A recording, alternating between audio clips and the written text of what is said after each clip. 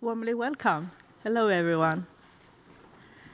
Warmly welcome to this on-site online event, an engagement call on the resilience of forest-based climate mitigation measures organized by the research project ReForMit. My name is Laura Allison. I'm a researcher at Stockholm Resilience Center and leading this research project ReForMit together with colleagues at PIC, Potsdam Institute for Climate Impact Research, KTH, Royal Institute of Technology, and CEV Stockholm International Water Institute. The ReForMit project is in its first year. It will go on for 4 years and hopefully even for 8 years. We want a strong engagement with policymakers, with practitioners and others doing work in this area to ensure that our research is as policy relevant and societally useful as possible, which is why we organize this event at the very start of this project.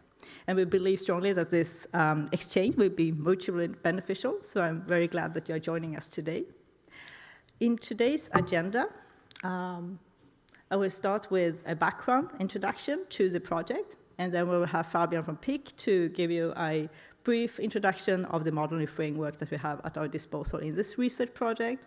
And we'll have Sarah to talk you through the social-ecological resilience assessment that we plan. And Anna will report back on the stakeholder survey that we had. After that, we will have a panel discussion with our 5 eminent panelists, Amani and Sarah from FAO, Liz and Vivek from UNEP, and Fredrik from Swedish Forest Agency. We will end up with a group discussion. We will very much like to hear your thoughts. There are questions on your table already, so if you have a chance to look at them, you can already start thinking about these questions. Without further ado. So forests are now one of the most popular and important climate mitigation measures out there because of primarily its carbon sequestration capacity. But we need to also see forest in the context that it is. It's also important for biodiversity, for providing habitat. It's also important for water provisioning, water regulation, and it's also an economic good and deeply entrained in the industry that we have. It's also providing recreational values. So when we talk about the resilience of forest-based climate mitigation measures, we also need to consider all these dependencies with interactions with forest and its surroundings. In most climate roadmaps that achieve the Paris Agreement temperature goal of 1.5 degrees, we see that the land systems play a huge part of that, both in terms of land use change, like forest degradation, land degradation that cause CO2 emissions to the atmosphere, but also that the current land systems are absorbing 1/4 to 1/3 of the CO2 emissions that humans are emitting. And in future scenarios, we will even need to remove CO2 from the atmosphere. And there, many of these roadmaps that actually achieve 1.5 degree temperature goal by the end of the century will rely on CO2 removal from ecosystem restoration or technologies such as BECCS, bioenergy, carbon capture and storage. So yes, more concretely, the forest-based mitigation measures we talk about mostly are reduced conversion of forest and other ecosystems. We talk about ecosystem restoration, afforestation. We talk about sustainable forest management, and as well as BECCS that I mentioned before, which is the conversion of biomass to fuel or direct energy. However, the big question now is also how these forest-based mitigation measures will remain resilient in the long term. We are already in an ongoing climate crisis. We already see signs that the tropical forest carbon sink strengths have peaked across the tropics. The worst is in the Amazon forest, where if the trend continues in the next few decades, we will see the Amazon forest turning from a carbon sink to a carbon source. So instead of helping us to absorb carbon, we'll start putting carbon in the atmosphere. But resilience can also be strengthened in many ways. So ecosystems themselves adapt to a changing hydroclimate, for example, by developing deeper roots. We see that happening already. we also see that ecosystems are also helping each other. So forests also provide and generate rainfall for its own supply and for its neighboring ecosystem, which helps buffer droughts. We can do sustainable water management. We here see a global scenario modeling. In the blue, we can see that with sustainable water management, we have a much lower water stress globally than if we did not have that in place. Nevertheless, many questions remain in how to actually safeguard resilience for global forest mitigation measures.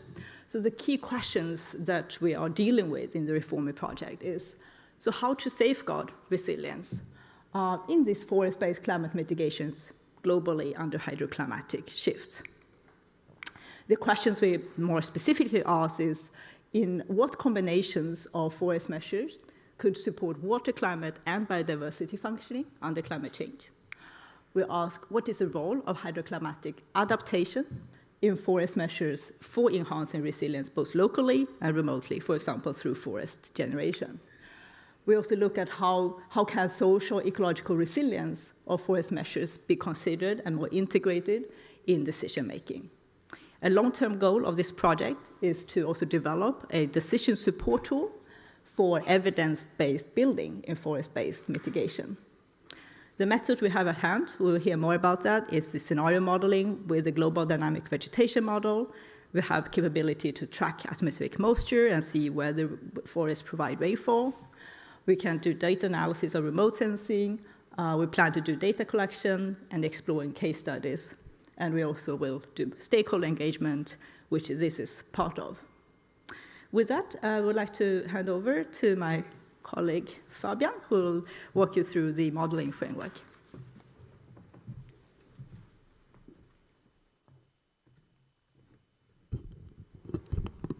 Yeah, thanks, Lan. On the fly, finding out how this works. Great. Okay, so I'll walk you through very quickly the modeling that we're going to do. And the main tool that we're going to be using is the vegetation model LPJML. And it's a model that can simulate natural vegetation, so forests, grasslands, but also managed vegetation like crops, pastures, orchards, these things. And it can be either run standalone, then we need climate and management inputs, or it can be integrated into the POEM Earth System Model framework. And it's a full carbon, water, and nitrogen model. So that means we, for example, also couple all regions through river networks and have a water exchange between the cells. There are 3 different forest types so far in LPJML. The first one is natural forests, then we have managed forests, and we have biomass plantations. But we do not model single individual trees, but we model average individual trees. And we also do not model every tree species, but we model archetypes. So, for example, broadleaved, evergreen, temperate trees, or tropical, rain green, what am I missing? Broadleaf trees. In natural systems, there will be natural succession. So starting with a blank landscape, then small trees will emerge, fast-growing ones taken over by needle-leaf trees here in the northern zone. And then we have a mixed forest in the end when broadleaf, slow-growing trees come in and mix with that. And then there will be mortality or extreme event-related, coming up of new spaces. So this process will repeat, so that in the end we have an average building over time.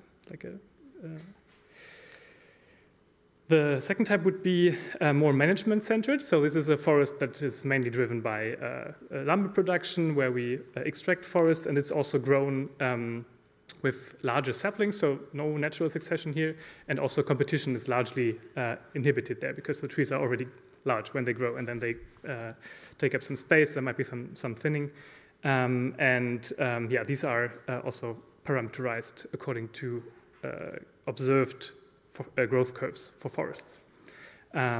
And lastly, the biomass plantation. This is maybe it's a little bit controversial if that really is a forest, but it's based on trees. So it's an idea to grow fast-growing tree species. Here in Sweden, you could, for example, use willows or poplars, and you grow them to produce the maximum biomass harvest, and then, for example, do bioenergy with carbon capture and storage, so BECCS with it.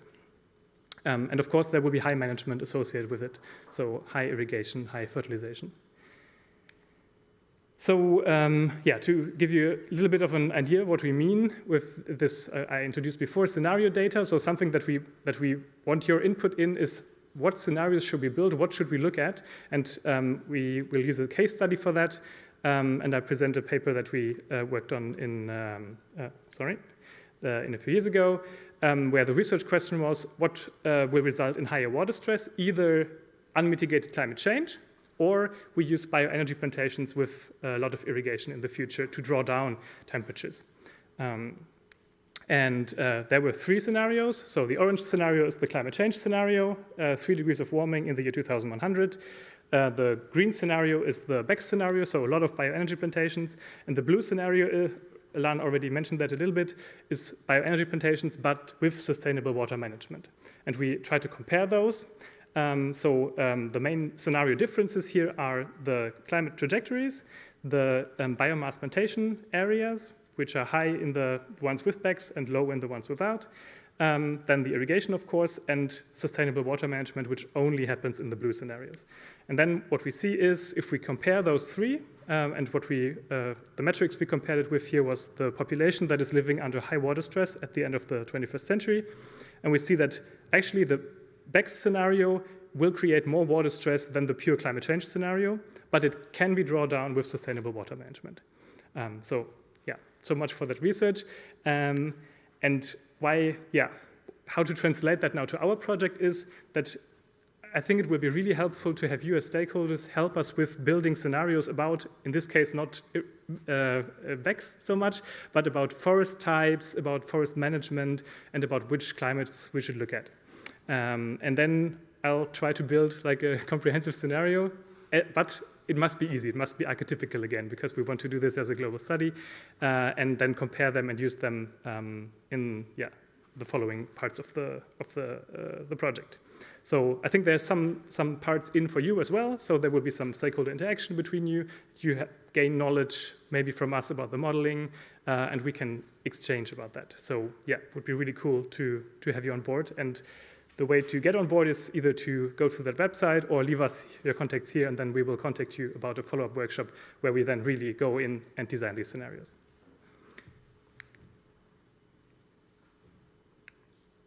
So next up is Sara Anamagi, who is a PhD student at KTH here in Stockholm.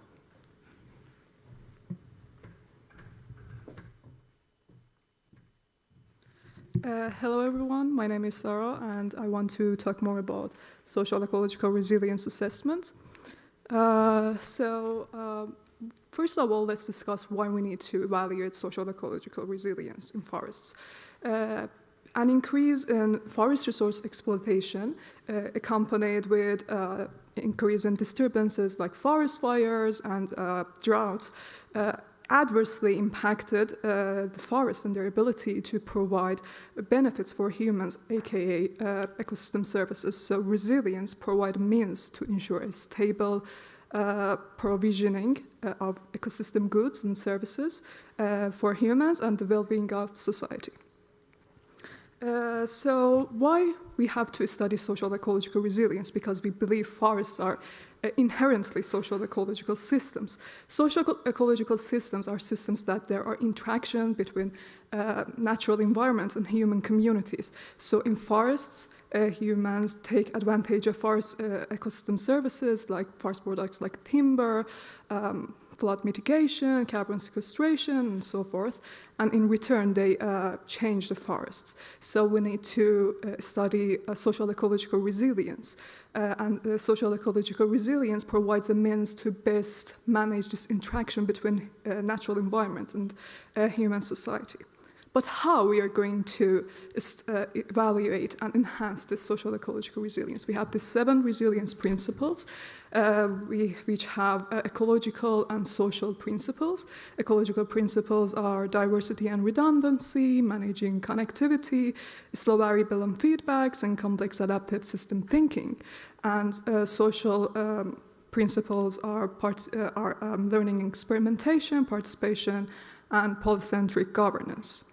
For example, we say that diversity and redundancy is important for forests because forests that have diverse tree species can provide shelter and food for a wider range of consumers, so they can be more resilient in the face of disturbances and less vulnerable.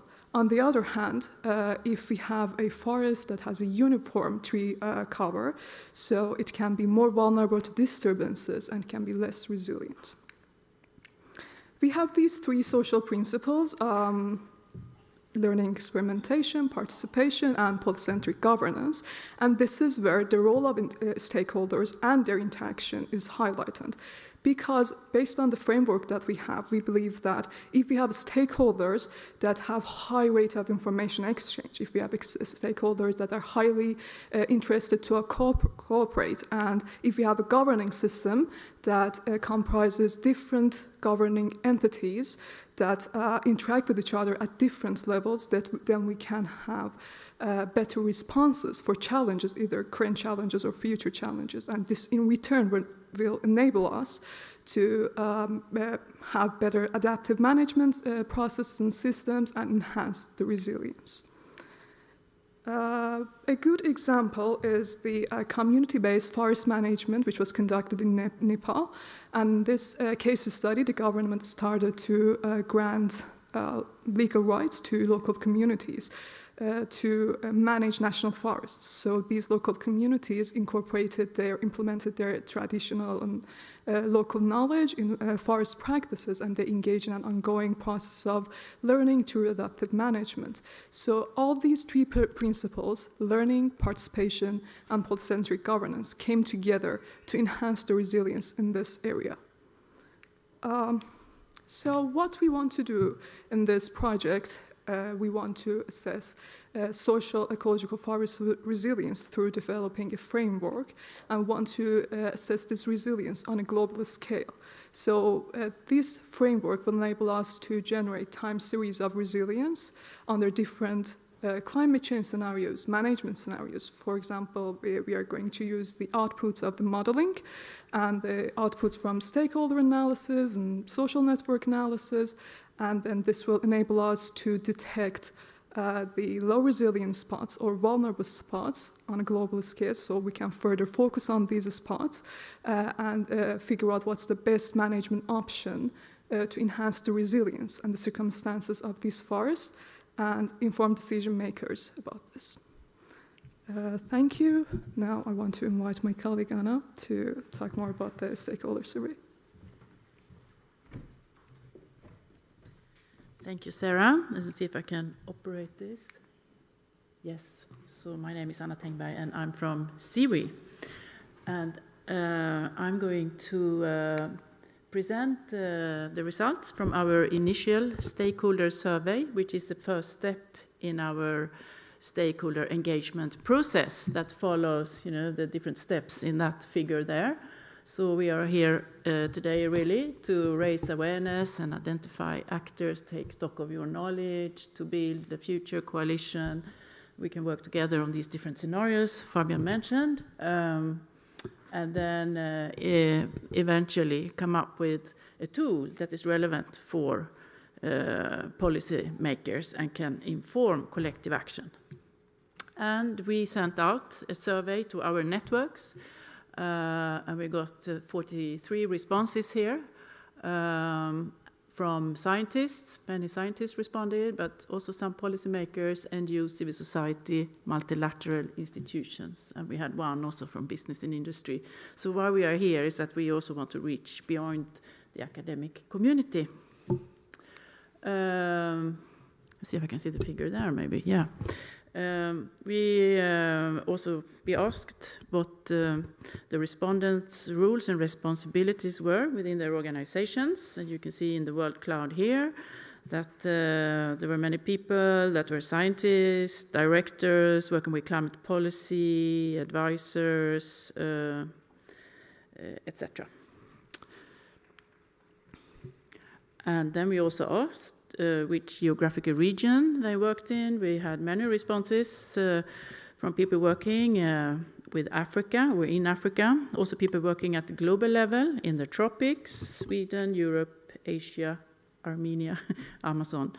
And the type of forests that they focused on was tropical forests. Came out as the most frequent forest type they were working with. Mixed forests, also common, mangroves, agroforests, temperate, shrub, deciduous, boreal, yeah, you see there. So what we also wanted to know is what they thought characterizes a healthy and resilient forest system. And it included many things here: provision of ecosystem services, of water, habitat for biodiversity, forest with good connectivity between habitats. What do we have more? Carbon sequestration, etc. You can see here. And we also asked what they thought were the most important direct drivers for resilience loss in forests. The most important one, according to many, was unsustainable forest management. So human action actually driving this. But it was followed by climate change, agriculture encroachment, extreme weather events, pests and diseases, forest fires, biodiversity loss and infrastructure. And then the final question here was what they saw as the greatest policy and institutional barriers to safeguarding and preserving healthy and resilient forests where they were working. So actually what is very interesting here is that coordination comes out as the most important barrier, even more important than finance. Coordination across sectors, coordination across governance levels, etc. And then, as I said, financing, but also capacity development or lack of capacity development was an important barrier, regulation, policy and strategy, management arrangements, etc. So, did I have one more? Yes. The final question actually was then, against this background, which areas should be prioritized for forest restoration where you work? So we had many responses here. Headwaters and riparian forests, I think community managed areas, areas important for wildlife, for restoration, etc. Yeah, you can see here. So these, as I said, was just the first initial stakeholder consultation that we want to continue here today and get more inputs from you on these important questions. So I think with that, we have actually come to the end of the presentations.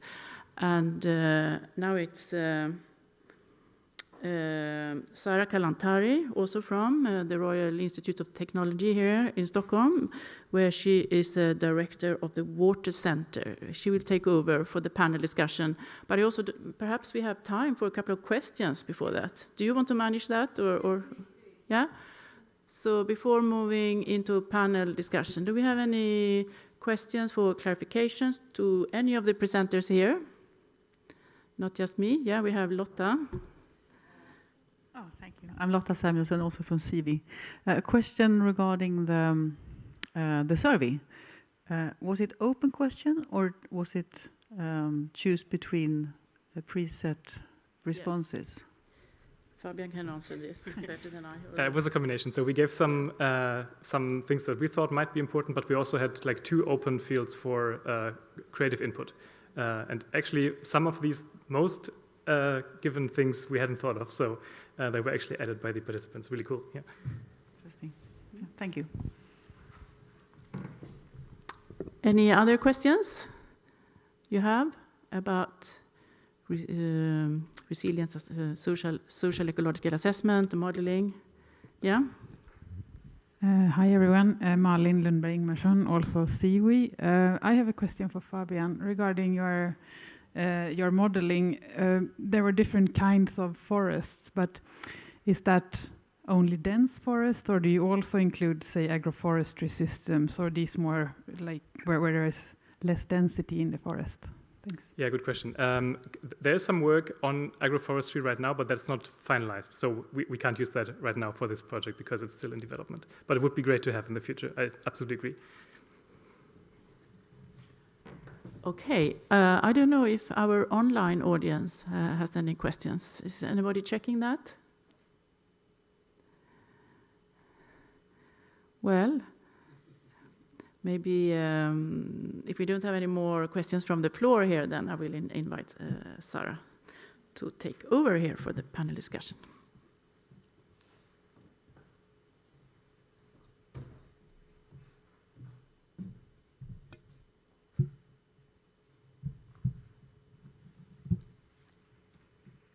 Thank you, Anna. Thank you for joining us today. It's nice to see your faces here, and then also for the audience that are joining us online. So we are thrilled to have you here for this important discussion on forest resilience and water-related challenges. And we are very fortunate to have with us a distinguished panel of experts. A couple of them are in the room here with us, and we have 3 more panel members that are joining us online because they are traveling. They are not in Stockholm at the moment. So please join me, Amani Alfara from FAU, and also Vivek Shah from UNEP, United Nations Environment Programme. So can we switch to...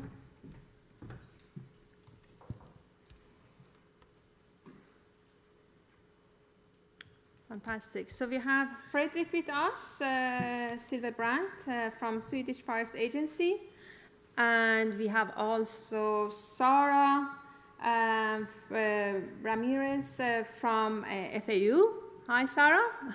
And Lise Bernhardt from UNEP as well. So I'm so happy to have you here with us. So Sarah, I know that it's very early for you, 4 o'clock in the morning. Thank you so much for being with us. Thanks a lot, and for you both to be here as well. So I can just give you a quick structure about how the panel is going to work. So I will start with a few questions from me. And then after that, we will open the floor to that you are sitting here, and also with the online attendance as well, participants, to ask the questions for joining us. And then, yeah, please keep the responses concise so we can cover as much as possible during this short time that we have. We have almost 30 minutes. Yeah, welcome again. We can start with the people that we have it in the room first, and then move to our colleagues online. So please tell us about yourself, your organization, your expert area, and your relationship with forest and water. So can we start with Amani, please? Thank you so much, and it's my pleasure to be... Good. Thank you. Thank you so much for inviting me and being part of this event. So my name is Amani. I'm a water officer in the Land and Water Division at FAO HQ. And my expertise, it's technically background. I'm a water manager at a river basin. I'm a modeler. I do water management, transboundary, climate change, and which engage developing a strategy in the water sectors. And since I joined FAO almost more than 10 years now, so I am wearing the hat of FAO, so I do watershed management, but within the relation of agriculture. And I am the focal point for nature-based solution and ecosystem for my division, which we have in the morning an event. And I represent FAO in the wetland, the Scientific Technical Committee in Ramsar, and the freshwater challenges. So I am, which is forest is part of this, plus the initiative in FAO on IWRM, which is a multidisciplinary initiative that engaging all the divisions, including forestry. So this is where we come, forest water. Fantastic. Thank you so much, Amani. So, Vivek, please. Thanks, Sarah, and thanks so much for having me here as well. So my name is Vivek Shah, and I work as a communications specialist for the Freshwater Ecosystems and Wetlands Unit at UNEP, based in their global headquarters in Nairobi in Kenya. So within this role, I work on advocacy and awareness raising on UNEP's expertise that we have, so supporting countries to protect, sustainably manage, and restore their freshwater ecosystems. One particular initiative that we're involved in is through the auspices of the UN Decade on Ecosystem Restoration, where we support the Freshwater Challenge with other partners such as WWF, IUCN as well. And the challenge is a country-led initiative which is the largest restoration push of its kind to restore 300,000 kilometers of rivers and 350 million hectares of wetlands by 2030. And the decade overall is a rallying call for the protection and the revival of different ecosystems around the world. And given the inextricable link between forests and freshwater ecosystems, the challenge's objectives also have very positive and tangible outcomes for restoring forests as well. Thank you. Thank you so much, Vivek. So we have also Lise Bernhardt from UNEP. So should we continue with UNEP? Please, Lise. Thank you so much. Hope you can hear me. Yes, we do. Hi, everyone. I was just in Stockholm until last night, so I'm sorry that I'm now joining you online from Copenhagen. We're here at our collaborative center at the Danish Hydrological Institute. I'm a program manager at UNEP's Freshwater Ecosystems Unit and Wetlands Unit. I have the great privilege of working with Vivek Shah, who you see on stage. And I've been working quite a bit at the intersection of forest and water for quite a while. We started, I think, looking at earnest really in 2018 with the World Water Development Report focused on nature-based solutions, where we played a lead role for that. And also there was a high-level panel on forests and water that came out that year. And there was a lot of focus on it at the World Water Forum in Brazil. And so I think we really started looking at these issues on the technical level, understanding also from the water side how important forests are for providing water, not just as a user of water. And so since then, we've really tried to keep that intersection alive. We've got quite a number of very interesting global projects happening in the Congo Basin, for example, some also starting up in India and Brazil as well. And so we'd really like to focus on some of the world's most critical basins where we're looking at interlinked forest and water issues. One final area that we focus on, we are the custodians for some of the SDG 6 indicators that look very closely at these links. One of them is IWRM, which my FAO colleague has just mentioned. We're the global custodians that monitor that worldwide. We just released the report yesterday, and we have a support program to advance IWRM. And one of the other SDG 6 indicators that we monitor is on freshwater ecosystems. And the definition of freshwater ecosystems actually includes forests. It says in the target language, lakes, rivers, wetlands, forests, even mountains. And so I think there was much foresight already in the creation of the 2030 agenda about these very important links. So we do our best to gather the data that we can to really take action on that work. Looking forward to telling you more during the course of the panel. Thanks. Thank you so much, Lise. Fantastic. So I can see, wow, water and forest, they're very interlinked. So, and especially in your work, working with different SDGs as well. Sarah from UNEP, please. Hi, from FAO. Oh, sorry, from FAO. Sorry, yeah. Maybe someday. No. Someday. Good to see a lot of familiar faces here.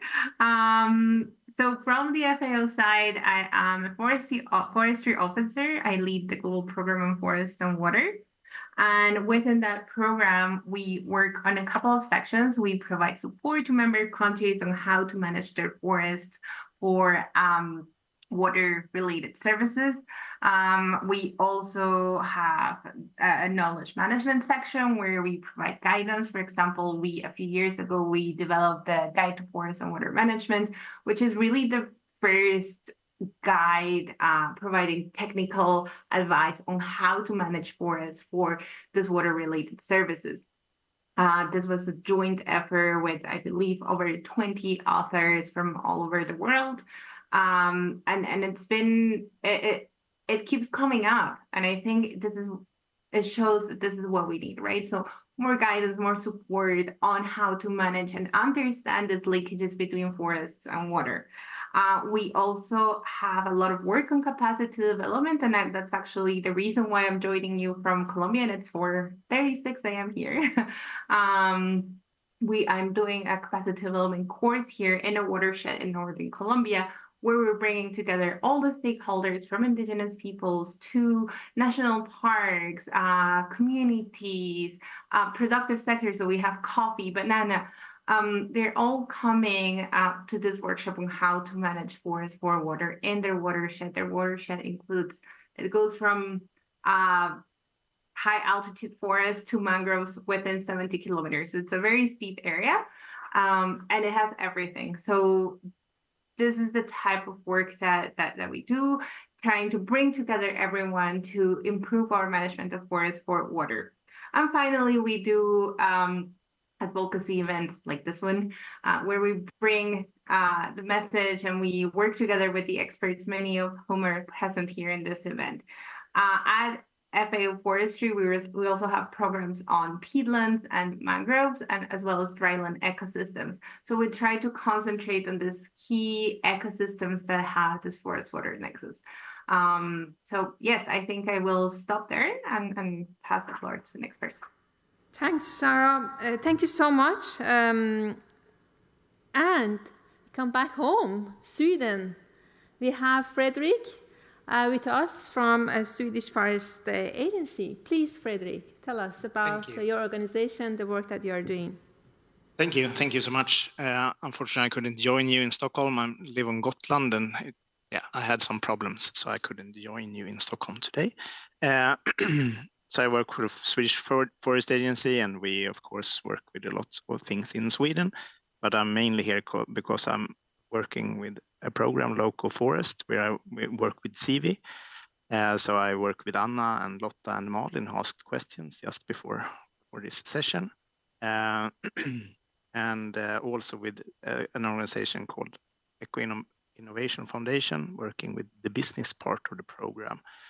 And the program is divided into two parts, one English and one French, and I'm a coordinator for the English part. What we do is that we build capacity. It's called Local Forest, locally controlled forest restoration, a governance and market-oriented approach to resilient landscapes. And what we do is that we try to build capacity in countries, in organizations, within people, in different countries in Africa and Asia.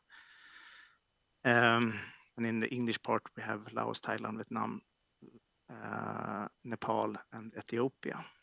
And so we get people together to meet. I think that's the most important thing, and that we show that there are examples from around the world, how you can restore your forests and what you can do. We don't tell them what to do, but we show examples. And one example is, of course, the Swedish example. We are one of the country that have doubled our standing stock for the last 100 years. So we have gone in the opposite direction from most of the world. We haven't done it in a good way from a biodiversity point of view, for example, but we have done something. So that's what we do. So I think the meeting between the participants is the most important thing within the countries, but also with others from other countries. Because when they meet from an agency and from a private company and from an NGO, that's where thing happens and where change can happen. Because it's we as humans that have created this change, this loss of biodiversity, this climate change, and we have to do the opposite and redo it. Thank you. Thanks a lot, Fredrik. So it's good that we have you from more local perspective to we have UNEP and FAU with a more global, working program. So I would like to open the discussion with a broad question that I have for all of you. what do you see? I mean, you have started talking about the challenges or even bringing some of the solutions, nature-based solutions. But, okay, what do you see as the biggest unresolved challenges for the resilience of the forest in the face of climate change and changes in the water cycle? We heard about the shocks that can happen, you know, the drought can happen, the fire can happen. So, okay, what do you see? The unresolved challenges. We can start with you, Amani, please. So I have to remember. Yeah. Yes. Okay. So, you know, we talked in the morning that about nature-based solution, ecosystem-based solution. So nature-based solution are practices. Forestation, reforestation are practices, part of the nature-based solution. So it's one of the elements. And there was a question in my presentation, why we don't invest more? Why government doesn't adapt it? But if you rethink what is the challenge, then I will tell you that we have two main things, man-made, which has been addressed by Eleanor Ostrom, and then the non-man-made, like shift in participation. And I mentioned in the morning as well, which I like to repeat, it's if we understand that this ecosystem is a complex, and the complexity has its own flow, so you don't deal with afforestation as afforestation only. It's not about plantation and reforest, but it's more understanding the whole ecosystem. So the challenge to achieve the understanding of ecosystem. When you do the forestation back again, do you know, like, do you consider the deforestation, why they did it, or the habitat defragmentation? Do you know why they grab the land from forest to make it urbanization? This is arable land. Why they don't do it on non-arable land? So, you know, you need to understand all this complexity, different elements. So we talked about shift in participation, deforestation, and habitat fragmentation. Also, I like to mention the water stress and drought, but also this is, some of it is due to practices, some of it is an output due to climate change. But all of this is a complexity. And in this all complexity, they consider nature the cheapest commodity, and you need to have a buy-in from a community, a buy-in from the government to adopt it, to preserve it, to protect it, to become part of their nature. Like, this is important for me. So until you have the buy-in, until you have that understanding of this complexity, I don't think we can achieve the sustainability and keep the forest that we reforested and all of that. So buy-in is like understanding, and all this complexity, try to find a buy-in. This is what I think it will make us understand and achieve where we are going and address the challenges in this cheap, common goods. Yeah. Fantastic. Thank you. Yeah, thanks. So one of the unresolved challenges is understanding of this such a huge, complex system. Yeah. Yes, and in that understanding, it's when you talk about the multi-stakeholder, multidisciplinary, all of that inside it. So the complexity, understanding the complexity will lead you to have a buy-in. And if you address everything inside it, you will have a buy-in. So that's what I believe in. Yeah. Thank you. Thank you so much, Amani. So Sarah, you're also from FAU, so would you add anything to what already Amani said? Yes, I think I can build on that. One of the challenges that we speak about a lot in forest and water science is how context specific these relationships are. But I would like to extend that the biophysical context specificity also translates to the socioeconomic specificity. So when we are trying to find solutions, I think the challenge is to identify the context, not just in the biophysical aspects, but also in the socioeconomic aspects, because often the solutions to our biophysical problems, in this case, forest resilience, come from socioeconomic solutions as well. So I think that is a big challenge in how we approach things. And of course, this also translates in how we work. We keep talking about different sectors being involved in this. We're still not there. We're still not working together among sectors. We're trying, we're improving, but I think there is a long way to go. And that's a huge challenge for forest resilience as we look at this, at a future of climate change. Present, actually, so yes. Great. Thanks, Sarah. So, I mean, from the UNEP, how do you see these challenges? I mean, maybe you can add on how you can address these challenges as well. If you can tell us, like, okay, of course, the challenges that Amani and Sarah was mentioning, this exists in your organization as well in the overall. But how do you see it? Do you agree? Can you add on top of that one? And is your organization working to address these challenges at the moment? Yeah, sure. Thanks, Sarah. And thanks to our FAO colleagues as well. So I think sort of in UNEP, we also see sort of three thematic areas as like big challenges. One is around access to data and information, which my colleague Liz will sort of speak on a bit more. But then another one is around governance. And then a third is around access to funding and finance. So when it comes to governance, what we are seeing, or what we need to ensure, is that international commitments which address water, such as those sort of addressing anticipated changes in the water cycle, those boosting forest resilience, they needed to be embedded into different governing bodies' decision-making processes in a much more aligned way. So we had at the General Assembly, and just this year in the High-Level Political Forum in July, the launch of the UN System-Wide Strategy on Water and Sanitization. At UNEA, the UN Environment Assembly, earlier this year as well in February, we saw a resolution which was amplifying action on water. What these all need to do is align and build on one another rather than reinventing the wheel. So what we need to do is put together, as our FAO colleagues have said, sort of putting together these partners, avoid splitting up efforts into silos or just sectors, and we have to remember that time is of the essence. We can't sort of afford to start action from scratch, especially when the expertise is out there, but we need to collaborate on all fronts as well. And then quickly, third point is around sort of access to funding and finance at scale. So we need, by doing so at scale, we can actually make these commitments a reality. So not only should we be relying on traditional donors, such as from the sort of UN context, our usual array and suite of member states, but we also need to look at being innovative as well. So we can tap into mechanisms like the Global Environment Facility, the Green Climate Fund, but these also must be sort of coupled with additional networking, communications, and information sharing as well. And this is what will help scale up country and community level actions for water. And that's really important to look into those as well. Thanks.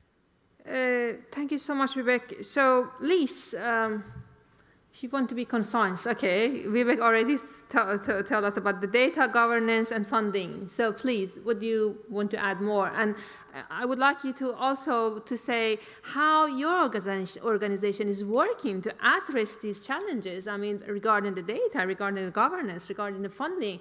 Is it any plan there? Yeah, those are great questions. First of all, I would say there are a couple of topics in general that I think are major challenges that I think aren't really getting enough attention today. One of them is areas where forests and water overlap. So really a lot more attention, I think, needs to be placed on forested wetlands, vegetated wetlands, peatlands, bogs. These areas are often overlooked. They kind of fall between forests and water sometimes, or they overlap, but they're some of our most critical ecosystems in the world, and certainly some of the biggest stores of greenhouse gases. Together with FAO, UNEP is working on a very exciting project in the Congo peatlands, looking at the hydrology and the health of the peatlands there in two ecosystems in the two Congos. So it's very exciting to see how we can bring stakeholders in there to really gather additional data, take ownership of that data, increase the monitoring on the ground. So that's, I would say, a very important project because the Congo is one of the most important lungs of the world. So that's an exciting place that we're working in. We're trying to scale that up to data that's helpful elsewhere. I would say that one other area that probably doesn't get a lot of attention or enough attention, and I think Amani already addressed it a bit, is our world's invisible water.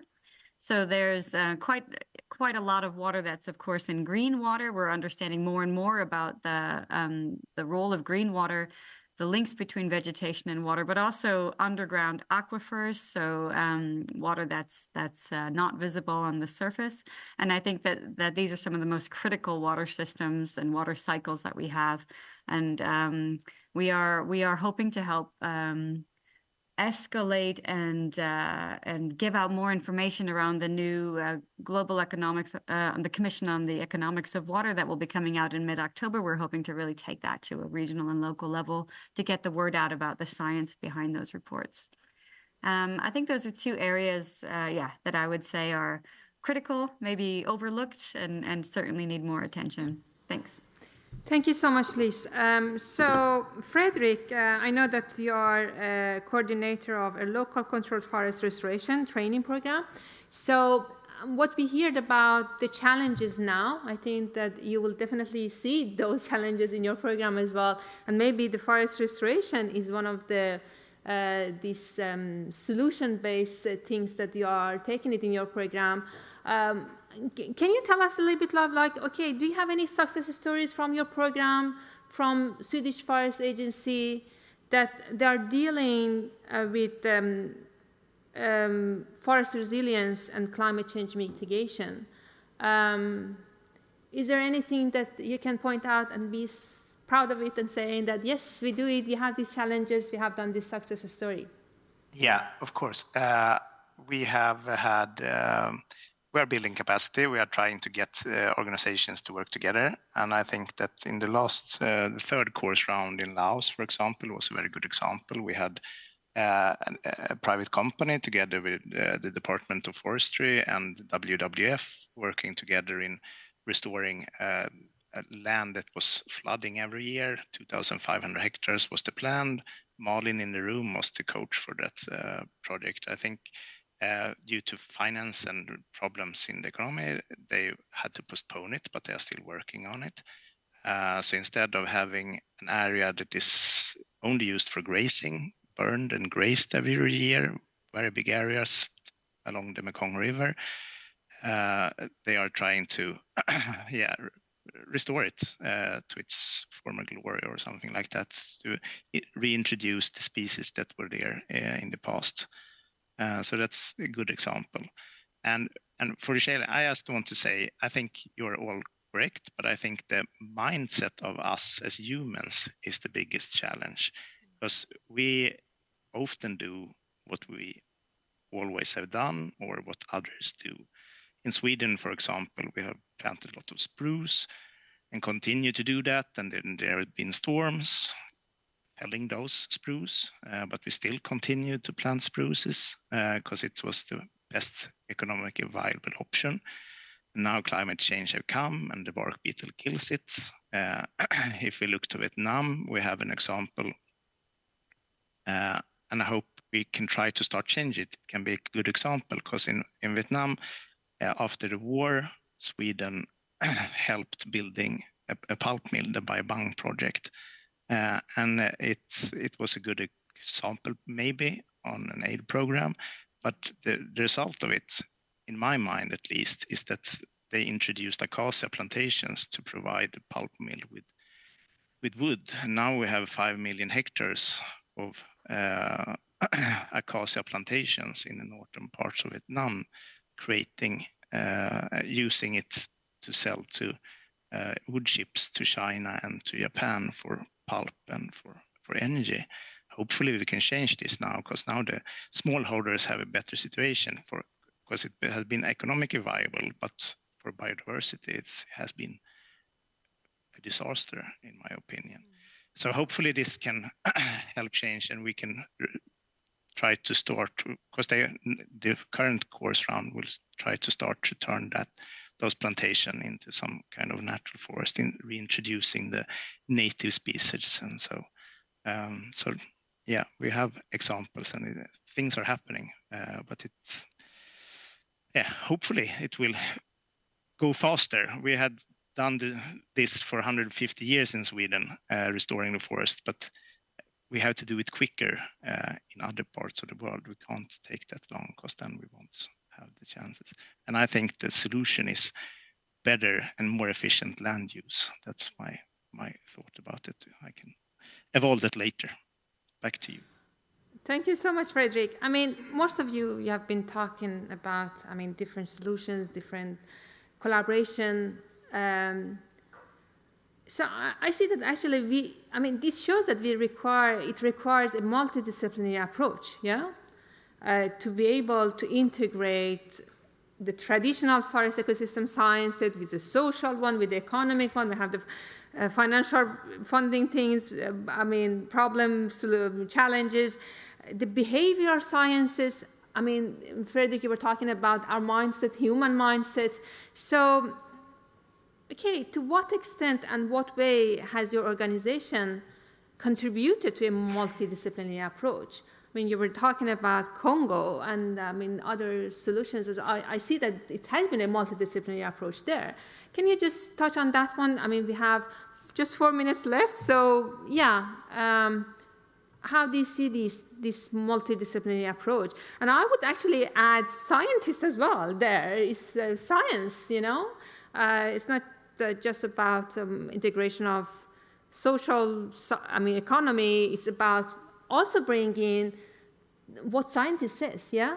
The research that is going on. All these together. So please tell me, you can start, whoever wants first, to what extent and in what way you think that your organization has been contributing to such a multidisciplinary approach. Please. Amani? Yes, you mentioned Congo, so maybe I can jump in. I agree completely with what other panelists have said.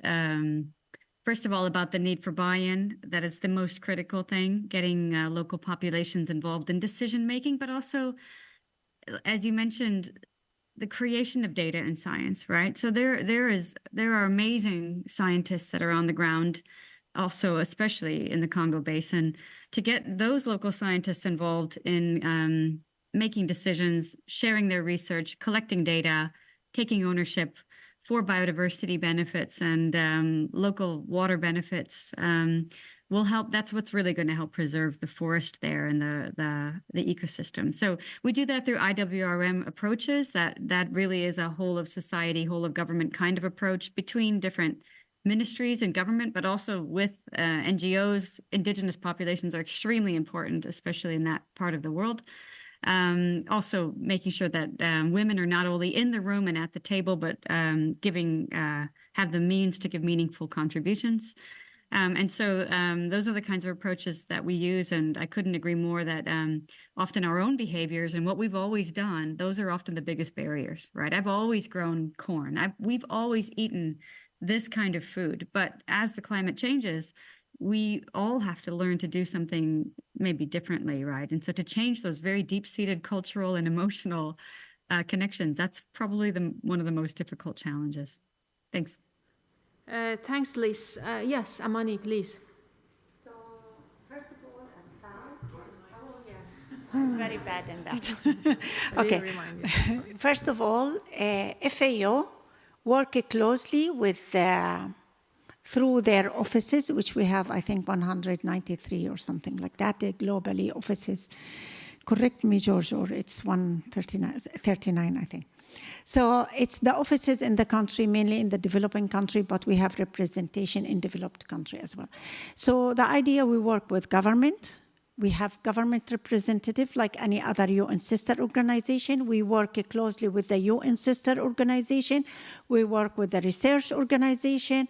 We work with the community through our offices. So we have like this multidisciplinary stakeholder sector that are really engaged, and we work hand in hand together with them. But in addition, which is part of your question, FAO produced lots of publications. The publications has its focus. Is it to the community? So it will have the language. Beside that, it has the content scientifically right, but it has the language that can be understood to that target. Is it a community? Is it a policy brief directly to that policy? Or we went ahead, not or, but we went another step forward. Now we are taking the e-learning very serious in FAO, and it's a free accessible. So if we develop a scientific document, like I'm working now with Ramsar, and we will be having this publication coming about the biennium is the agriculture wetland, which is forestry part of the wetland sector, like the peatland. So we transfer that publication to e-learning that will be available free. And we will have another one. We are working on another one on ecosystem-based solution. The nice thing about this e-learning that it is easy for anyone to understand its content. So you know that as we are scientists, we have our own language, we understand each other. But normal people or farmer won't understand your message or what you want to say. So we are trying to simplify the knowledge to their understanding, keeping the content scientifically correct and passing the message for any level, from policy to the farmer in the field. With the second part about funding. In 2030, as example, FAO surplus $2 billion US in resource mobilization for the second year, despite the global challenges, all the cut in the funding. This success was driven by 110 resource partners, including 11 new ones, and a record level of a voluntary contribution from 32 partners. This is just to record how we are doing. So thank you. Thank you so much. I know you have lots of great stories and knowledge that you want to share with us. I just want to ask if we have any particular question from the audience here to our colleagues, the panelists. No questions from the audience. So please, Vivek, I know that you wanted to say something, so you can make the concluding remark, maybe for us. Well, yeah, I just actually wanted to take a few of these sort of strands that like Liz and Amani have just sort of discussed. So firstly, the spirit of knowledge transfer and expertise, and then actually building on the project that Liz was talking about, the Congo project. So in terms of like building on what we've learned and that knowledge expertise, so firstly, with the Congo project, that was a focus on integrated water resource management. We have brought a lot of different stakeholders, be they government representatives, local authorities, NGOs, scientists, to the table. We're replicating that approach to another project that we've got, a sustainable watershed project in Brazil and India. And what we're looking is actually then using the expertise that we have on IWRM to actually strengthen further models and pioneer them to serve as examples for other basins and other parts of the world that we can use them in. So the idea is that through bringing different stakeholders with their varying levels, they're sort of different types of expertise, we can scale up efforts on sustainable watershed management. This is transferable into other areas as well. And this will, of course, ensure that ecosystems restored will help combat the effects of climate and the impacts of climate change. And then just going back as a communications person, like the key here really is to, I think, tell a powerful story, as has been discussed and brought up by our fellow panelists here. We've got the data and the information at our fingertips, not always streamlined, not always aligned, but once we can actually tell the powerful story of what that data is showing, we can inspire and urge both our traditional audiences, so be they member states, but also wider ones that we don't necessarily engage with, but really need to galvanize, such as the private sector, and they can come together in a meaningful way and sort of draw upon the resources that we have at our disposal. Thanks. Thank you so much, Vivek. Wow.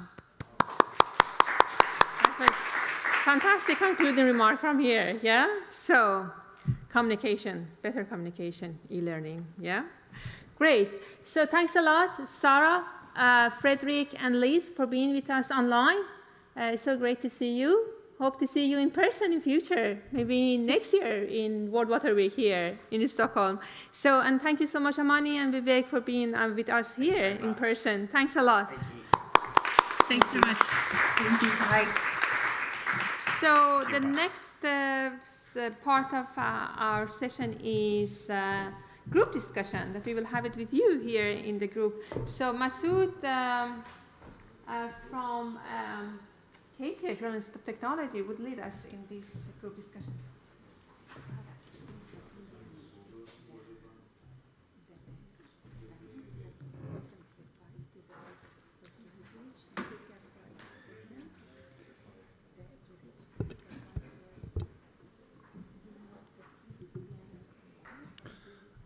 Hi everyone, my name is Masoud Behboudian, a postdoc researcher from KTH.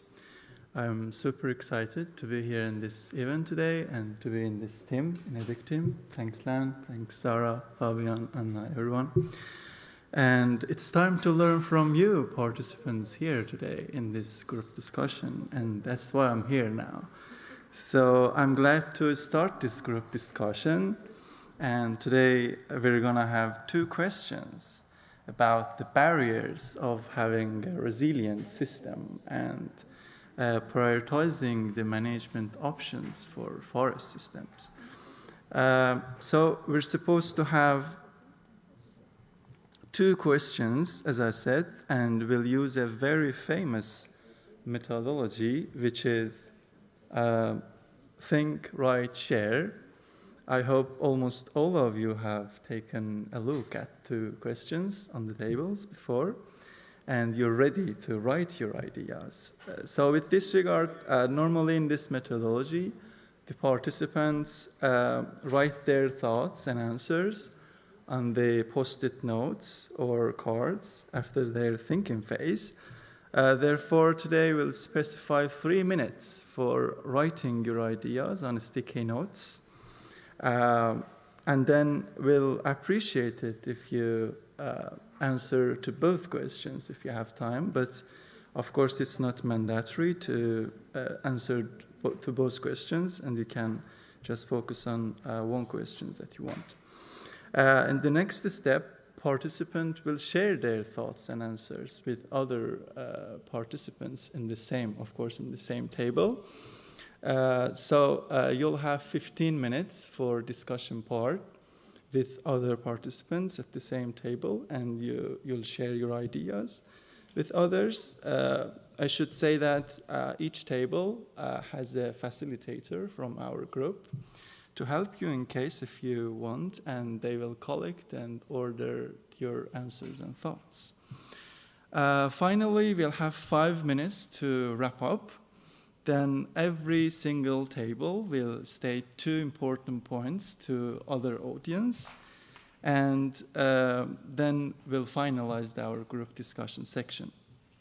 Now I invite all of you to start this discussion, and I should just say a note, which is if you would like to collaborate with us in the future with our team, please write down your emails and information on the form that you'll find on the table. So, thank you.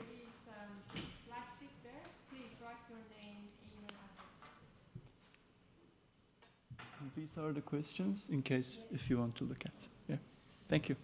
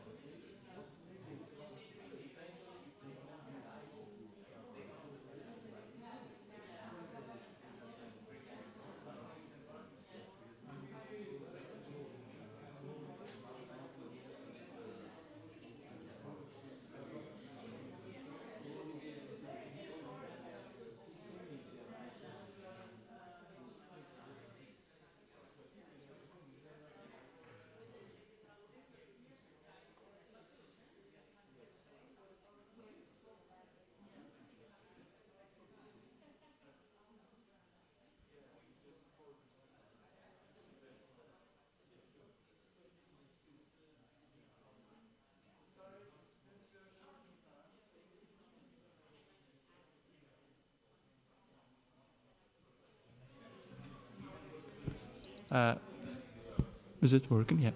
Sorry, since we are short in time, we have just 3-4 minutes to wrap up and say your 2 most important points to the other audience. Huh? Thank you.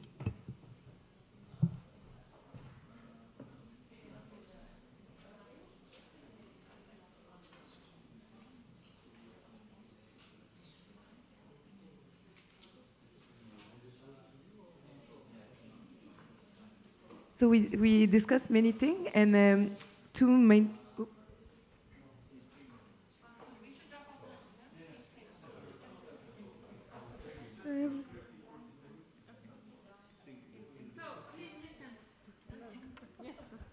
Sorry, I'll try to be really short.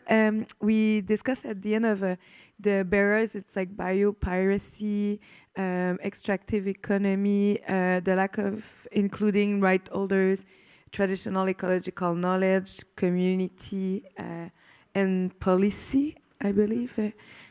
Inadequate policy support. And was there anything else? Population. Including like local population and community.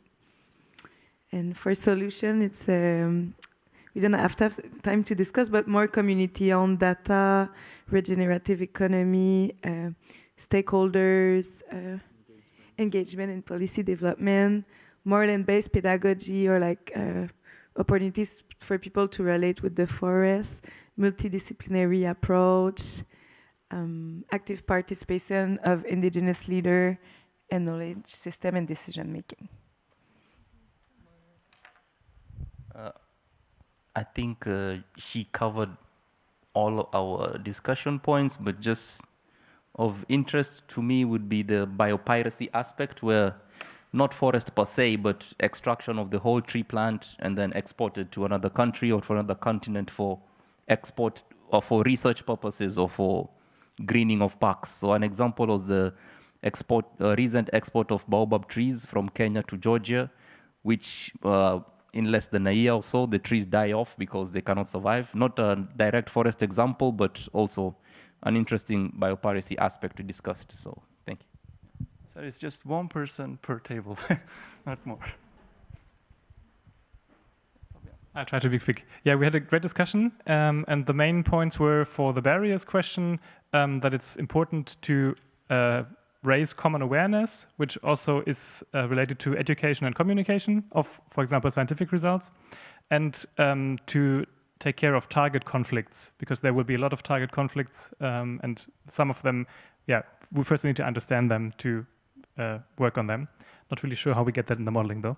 And then for the second question, it's important to preserve natural forests and make sustainable use of them, and this should ideally happen through community-led management.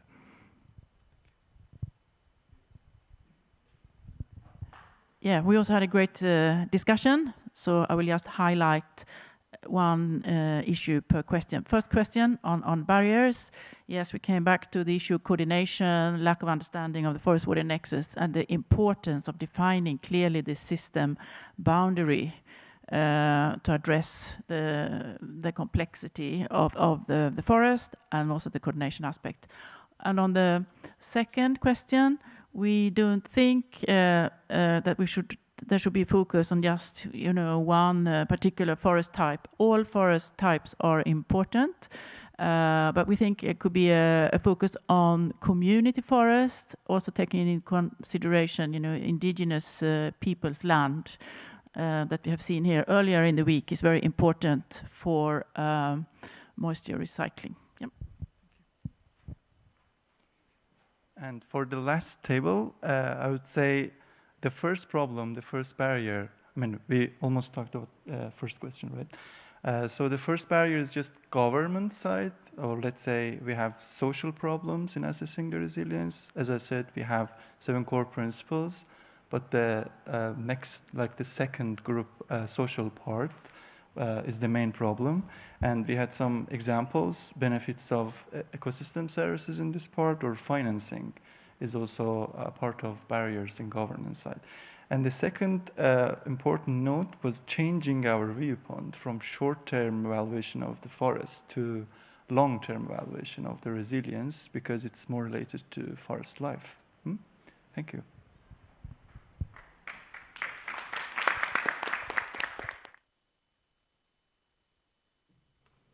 Thank you so much, everyone. Thank you so much for the very rich discussion we had today. Thank you for generously sharing your insights, and big thanks for the panelists for the great panel discussions. We will, of course, like to continue these discussions. So if you would like to engage with us, please subscribe to the link. You can use the QR code up there. We'll also stay this afternoon for more informal discussions and mingle in room 31 on level 3 from 1 o'clock. So if you would like to continue discussions, please join us this afternoon. With that, I'd like to thank you again. A big hand to everyone, particularly the panelists. Thank you so much.